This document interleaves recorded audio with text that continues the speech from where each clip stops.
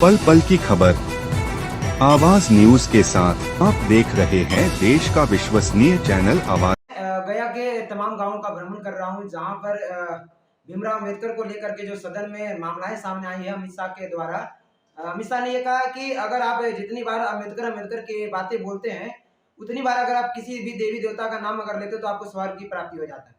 तो मैं इसी मामले को लेकर के अभी मैं गांव का भ्रमण कर रहा हूँ और लोगों से जानने की कोशिश कर रहा हूँ क्या अमित शाह का कहना सही है। अगर सही है तो फिर किस भगवान को मैं कितनी बार नाम लूं कि मुझे स्वर्ग की प्राप्ति हो जाएगी। हमारे साथ अभी जो है कुजाब गांव के उदित नारायण जी हैं और मैं जानना चाहूंगा कि इनका क्या राय है अमित शाह के इस बयान पे। मैं सबसे पहले आज न्यूज का रिपोर्टर को धन्यवाद देना चाहता हूं।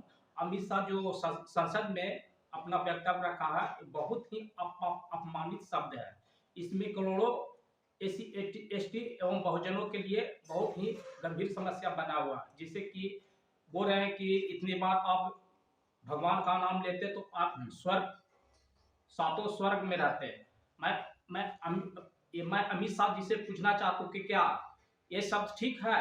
और रही बात ये जो शब्द है हमारे लिए, ये भीमराव अम्बेडकर जी जो किए हैं वो कोई भगवान भी नहीं किए हैं।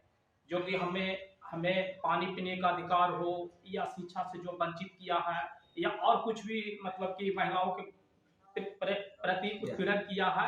इसीलिए मेरा राय यह है कि बहुत ही अपमानित शब्द है, इसे जितना निंदा की जाए उससे कम नहीं है। अम्बेडकर जी के भी नाम लेकर के आग लेकर के चाहते हैं अपने को कि हम अम्बेडकरवादी हैं, हम अम्बेडकर जी का अनुयायी है नहीं।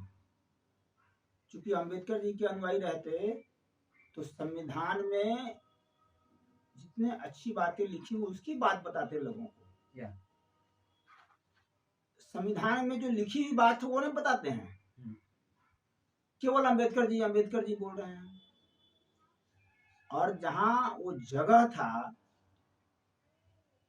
संसद भवन,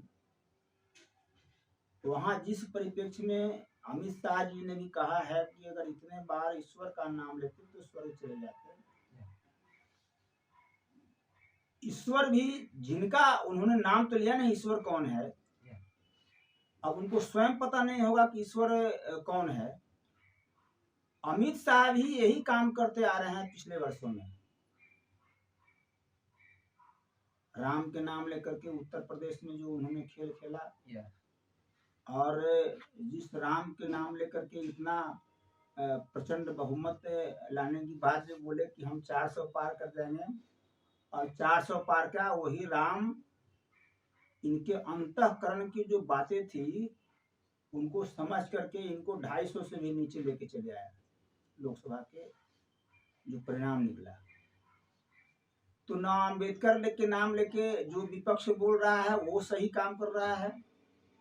क्योंकि संविधान में जितनी बातें थी वो कांग्रेसी लोग 1950 से लगातार 51 में ही 1951 में भी एक संविधान में संशोधन हो गया, और उसके बाद लगातार इमरजेंसी के समय में तो सारे जो संविधान में जो लिखी हुई बातें थी उसको तो यही कांग्रेस के उस समय के नेता थे, सारे उसको क्या किए सो सब जानते हैं दुनिया के लोग। इसलिए जो अम्बेडकर के भी जो पक्ष में जो बोल रहे हैं वो अम्बेडकरवादी हैं नहीं वास्तव में। और राम के बारे में भी या ईश्वर के नाम लेके जो बात कर रहे हैं, हम कह रहे हैं कि एक ईश्वर के नाम लेना है तो तुम जो जाकर के ग्रामीण इलाकों में, जैसे पहले हम लोग बचपन में देखते थे कि रासलीला हो रहा है, रामलीला हो रहा है, और ईश्वर जब हमेशा कहा है कि मेरा नाम लेने से मतलब नहीं है, हम जो काम किए हैं उसका ना आपको अनुकरण करना है। ईश्वर हम लोग मानते हैं राम को, ईश्वर मानते हैं कृष्ण को, ईश्वर मानते हैं विष्णु को। तो वो जो काम कर रहे हैं अच्छा समाज के हित में, वो कहाँ कर रहे हैं। खूब बोल रहे हैं कि ये हमारे ऐसे शंकर हुआ करते थे कि